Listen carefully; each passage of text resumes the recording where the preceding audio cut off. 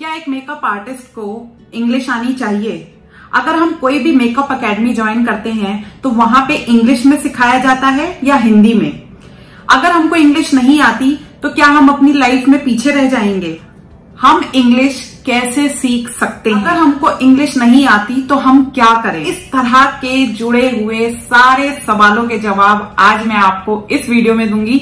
मेरा नाम है सहबा और आपका बहुत बहुत स्वागत है मेरे चैनल पे, जहां मिलती है आपको हिम्मत, हौसला और पैदा होता है यकीन। बस हमें थोड़ी सी हिम्मत दिखाएं, अपने आप को खुश करिए और अपनी डेली लाइफ रूटीन में आपको लेकर। सबसे पहले मैं आपको बताती हूँ, देखिए इंग्लिश आना एक बहुत अच्छी बात है। इंग्लिश हमको इसलिए आनी चाहिए क्योंकि इंग्लिश एक कनेक्टिंग लैंग्वेज है। ऑल ओवर दी वर्ल्ड एक ऐसी मातृभाषा है जो पूरी दुनिया में समझी जाती है, ठीक है। ना ही ऐसी लैंग्वेज हिंदी है, ना जापानीज है, ना फ्रेंच है, ना स्पेनिश है जो पूरी दुनिया में बोली जाए। बट एक इंग्लिश ऐसी लैंग्वेज है जो सारी दुनिया में बोली जाती है। इसलिए अगर हमको आ जाती है तो बहुत अच्छी बात है और हमारा सेल्फ कॉन्फिडेंस बूस्ट हो जाता है और हम जो है बहुत कॉन्फिडेंट फील करते हैं। और अगर हमको इंग्लिश नहीं आती, इंडिया का कुछ ऐसा चलन है कि अगर हमको इंग्लिश नहीं आती तो हम अपने आप को बहुत ही लो ग्रेड फील करते हैं। हमको ऐसा लगता है कि हम तो किसी काबिल ही नहीं है। हम अपने आप को बहुत ही पिछड़ा हुआ समझते हैं अगर हमको इंग्लिश नहीं आती। ये एक मेंटालिटी बन चुकी है इंडिया में, जबकि ऐसा बिल्कुल नहीं है। अगर आपको इंग्लिश नहीं आती तो आपको बिल्कुल भी कॉम्प्लेक्स फील करने की जरूरत नहीं है, बल्कि आपको अपनी हिंदी को उस तरह से कैरी करना है, हिंदी में इतनी अच्छे से बात करनी है कि उसी लैंग्वेज में अगर कोई आपसे बात करे तो आप उस पर अपना इंप्रेशन छोड़ पाए। अब दूसरी बात कि आप कोई भी मेकअप एकेडमी ज्वाइन करते हैं तो वहां पे कोर्स हिंदी में सिखाया जाता है या इंग्लिश में सिखाया जाता है। देखिए जितने भी पेपर वर्क होता है वो तो सारा इंग्लिश में ही छपा हुआ होता है, लेकिन जब प्रैक्टिकल्स होते हैं यानी थ्योरी जो होती है वो इंग्लिश में होती है और जो भी प्रैक्टिकल होता है यानी कि जब कोई टीचर आपसे बात करता है या कोई ट्रेनर, तो वो इंग्लिश भी यूज करते हैं और हिंदी भी यूज करते हैं। तो अगर आपको उनकी सिखाई हुई चीज समझ में नहीं आ रही इस वजह से क्योंकि वो इंग्लिश में बोल रहे हैं, तो आप उनको बेझिझक बोल सकते हैं कि आपको वो हिंदी में समझाएं और आपको समझ में नहीं आ रहा, क्योंकि आपने पैसे दिए हैं मेकअप सीखने के लिए या कोई भी ब्यूटी पार्लर का कोर्स सीखने के लिए पैसे दिए हैं और आप वहां इंग्लिश सुनने के लिए नहीं गए हो, तो आप उनको बिल्कुल बेझिझक बोलो कि आपको हिंदी में समझाएं और उनकी रिस्पॉन्सिबिलिटी बन जाती है कि वो आपको फिर हिंदी में ही ट्रेन करेंगे।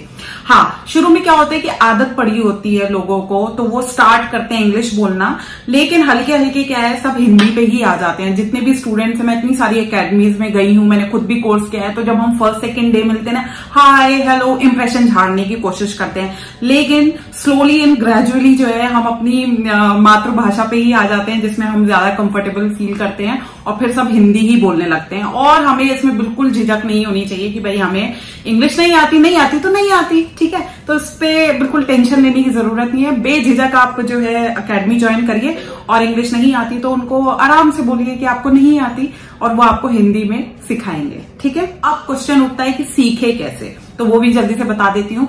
देखिए कोई इंग्लिश को ना सबसे पहले आप ये समझिए कि वो सिर्फ एक लैंग्वेज है, ठीक है, एक मात्र भाषा है। बस आपको किसी भी तरह से अपनी बात दूसरे को समझानी है, इसको कहते हैं एक लैंग्वेज। कुछ लोग कहते हैं ना साइन लैंग्वेज, आई लैंग्वेज यानी आंखों से ही अपनी बात को समझा देना। कुछ लोग कहते हैं कि इशारों से अपनी बात, साइन लैंग्वेज इशारों से अपनी बात समझा देना।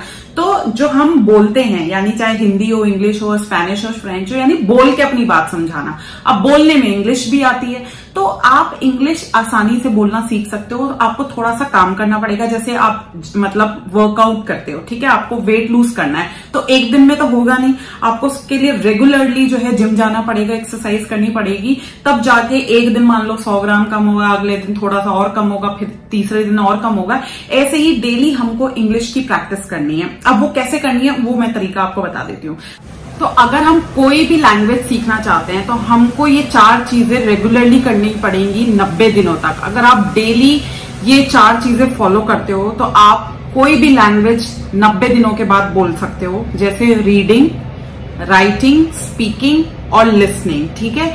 डेली 15 मिनट आपको कोई चीज रीड करनी है। जैसे आप इंग्लिश सीखना चाहते हो तो इंग्लिश आपको 15 मिनट रीड करनी है, 15 मिनट आपको इंग्लिश में बोलना है, 15 मिनट आपको इंग्लिश में जो है सुनना है कुछ और 15 मिनट आपको लिखना है। अगर आप इनमें से कोई भी एक चीज को स्किप करना चाहते हो तो आप राइटिंग छोड़ दो, बाकी 3 चीजें आपको रेगुलरली 90 दिनों तक करनी है और आपको इंग्लिश जो है आनी शुरू हो जाएगी और वक्त के साथ साथ तो समझो आप एक्सपर्ट ही हो जाओगे, लेकिन 90 डेज में आप अच्छी खासी इंग्लिश बोलने लगोगे। अब वो किस तरह से करनी है वो बात कर लेते हैं। जैसे रीडिंग है, आपके पास मान लो कोई बुक है, मान लो मेरे पास ये एक बुक है, ठीक है, तो आपको बोलना है What is the right way to groom the eyebrows? The perfect way to groom your eyebrows is using a powder brow shadow. यानी मैं जो रीड कर रही हूँ वो इतनी जोर से रीडिंग कर रही हूँ कि मेरा अपनी बोलने की आवाज मेरे कानों तक एकदम क्लियर जा रही है। मैं जो भी शब्द ले रही हूँ मैं क्लियरली उनको सुन पा रही हूँ, मन मन में नहीं बोल रही हूँ। मतलब जोर से बोल बोल के पढ़ना है। जितना आप जोर जोर से बोल के पढ़ोगे तो ये जो सेंटेंसेस हैं, ये जो वर्ड्स हैं जो हम पढ़ रहे हैं, ये हमारे माइंड में जाके सेट हो जाएंगे और ऑटोमेटिकली एक टाइम पे हमारे मुंह से निकलने लगेंगे। तो जब आपको 15 मिनट का टाइमर लगाना है, दिन में 15 मिनट आपको रीडिंग को देने हैं और इतनी ही जोर जोर से पढ़ना है, ठीक है। और छोटे छोटे सेंटेंसेस पढ़ने हैं, एक साथ लंबे लंबे सेंटेंसेस, हाई फाई इंग्लिश नहीं बोलनी है, ठीक है। आपको छोटे छोटे सेंटेंसेस को पढ़ना है, जोर जोर से पढ़ना है और जैसे ही आप उनको पढ़ने लगोगे तो वो सेंटेंसेस आपके माइंड में फीड होते रहेंगे और एक टाइम आएगा कि वो ऑटोमेटिकली आपके मुंह से जो है निकलने भी लगेंगे। तो ये हो गया रीडिंग। अब क्या करना है, आपको करनी है लिसनिंग, ठीक है। सेकेंड स्टेप है लिसनिंग। लिसनिंग आप यूट्यूब पे कोई भी इंग्लिश चैनल देख लो, जरूरी नहीं आप इंग्लिश मूवीज देखना शुरू करो, कोई भी ऐसा चैनल जिसकी इंग्लिश आपको इजी लगती हो और आपको समझ में आती हो, उसको 15 मिनट टाइमर लगा के आपको सुनना है, बस अच्छे से सुनना है। चाहे आंख बंद करके सुन लो, आंख बंद करके नहीं सुनना चाहते हो, देखना चाहते हो तो देख लो, बस कानों में लीड लगा के 15 मिनट आराम से उस लैंग्वेज को सुनो जो आपको समझ में आ जाए। ऐसे कोई चैनल मत देखो कि वो क्या बोल रहे हैं आपके सर के ऊपर से निकल रहा है तो आप वो नहीं कर पाओगे। तो ऐसा चैनल लो जहां जिस चैनल की इंग्लिश आपको बहुत अच्छे से समझ में आती हो। ये हो गया हमारा लिसनिंग का। अब आता है थर्ड हमारा स्पीकिंग। अब हमने रीडिंग करा और जब आप लिसनिंग कर लोगे, 15 मिनट रीडिंग कर लोगे, 15 मिनट आप लिसनिंग कर लोगे, अब आप देखना खुद ही मतलब आपके मुंह से ना वो इंग्लिश अंदर फीड होनी शुरू हो जाएगी, खुद ही निकलना भी शुरू हो जाएगी। तो अब आप मिरर के आगे या तो आप प्रैक्टिस कर सकते हो या आजकल क्या है आपके सबके पास फोन होते हैं, फोन का कैमरा ऑन करो, सेल्फी मोड पे लगाओ और उस पे देख के अपने आप से बातें करने लगो, कुछ भी बात करो, ठीक है, कुछ भी बोलो। ऐसे करके आपकी स्पीकिंग स्किल्स बेटर होंगी। और एक चीज और बताती देती हूँ कि बहुत सारे लोग क्या करते हैं ना, हाई फाई इंग्लिश बोलने की कोशिश करते हैं। एक बात बताओ, जब हम हिंदी बोलते हैं किसी से तो क्या हम हाई फाई हिंदी बोलते हैं? ये व्यक्ति बहुत व्यस्त है, ऐसे नहीं बोलते ना, हम ऐसे बोल देते हैं नॉर्मली, यार ये बहुत बिजी है, ऐसे नॉर्मल सा। तो हमको ना बहुत हाई फाई नहीं बोलना है, बस अपनी बात को किसी दूसरे तक पहुंचाना है। अगर हम किसी चीज को ये कहना चाहते हैं ये चीज बहुत अच्छी है तो हम इसको ऐसे कह सकते हैं, this is very nice, this is very good. जरूरी हम यही बोले wow this is very awesome, wow this is mind blowing. यार इतने बड़े शब्दों पे मत जाओ ना, अभी सिंपल रखो। जितना सिंपल आप रखोगे अपने वर्ड्स को उतना जल्दी आप बोलोगे, ठीक है। लेकिन वो होता है ना कि आप जितने हम हैवी शब्द बोलेंगे, हैवी वर्ड्स बोलेंगे इंग्लिश में, उतना हम माने जाएंगे कि हमको इंग्लिश आती है। ऐसा कुछ नहीं है, ये सब गलत फहमियां निकाल दो। इंग्लिश जो है सिर्फ एक लैंग्वेज है।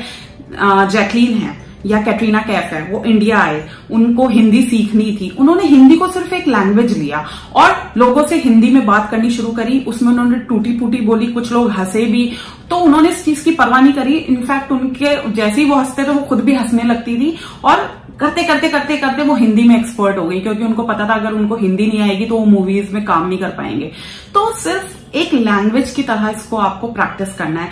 और ऐसे ही आप देखो, किसी आप हिस्टोरिकल प्लेस पे जाओगे, जैसे ताजमहल जाओ या राजस्थान के किले जाओ, वहां बहुत सारे जो होते हैं ना फॉरेनर्स आते हैं, तो वहां के जो गाइड होते हैं यानी कि जो समझाते हैं उस जगह के बारे में, वो कितनी बढ़िया इंग्लिश बोलते हैं। लेकिन इसका ये मतलब नहीं है कि वो बहुत ज्यादा पढ़े लिखे हैं, बस वो उस चीज को सुन सुन के उनके दिमाग में वो चीज फीड हो जाती है और फिर बोल बोल के उनको इतनी प्रैक्टिस हो जाती है कि बहुत अच्छा बोलने लगते हैं। आपको भी यही करना है कि सुनना बहुत है और फिर उसको अपने मुंह से निकालने की कोशिश करनी है और इससे आपकी भी इंग्लिश बहुत अच्छी हो जाएगी। तो आई होप आज की वीडियो में आपको काफी सारे क्वेश्चंस के आंसर मिल गए होंगे कि इंग्लिश आपकी सक्सेस में बिल्कुल भी रुकावट नहीं है। एक चीज और, हम ये सोचते हैं कि अगर हमको इंग्लिश नहीं आती तो हम पीछे रह जाएंगे अपनी लाइफ में। बिल्कुल पीछे नहीं रहेंगे। हमारे अंदर जो है ना कला पे कमांड रखना है, अपनी स्किल्स पे कमांड रखना है, अपने टैलेंट पे कमांड रखना है। जब हम उन चीजों पे कमांड रखेंगे तो हम उससे जो पैसा कमाएंगे वो हमारी पर्सनालिटी को बिल्ड करेगा। कोई लैंग्वेज हमारी पर्सनालिटी को बिल्ड नहीं करती, ठीक है। हमें अपने पैरों पे खड़ा होना है, इंडिपेंडेंट होना है। उस चीज की वजह से हम जाने जाएंगे, ना कि अपनी लैंग्वेज की वजह से हम जाने जाएंगे। तो उस चीज को एकदम क्लियर कर लो कि इंग्लिश कोई भी रुकावट नहीं है हमारी सक्सेस में। इंग्लिश सिर्फ एक लैंग्वेज है जो कि बहुत आसान है सीखनी, अगर हम उसको एज अ लैंग्वेज सीखना चाहें। वीडियो अच्छा लगा हो ना, जल्दी से लाइक करो, शेयर करो, सब्सक्राइब करो। और कोई भी मन में डाउट है, क्वेश्चन है, क्वेरी है तो मुझे नीचे कमेंट करो। और बाकी मेल भी कर सकते हो। मेरा मेल एड्रेस है magicalsahba@gmail.com। बाकी नेक्स्ट वीडियो में मिलूंगी एक नए टॉपिक के साथ। Till then good bye.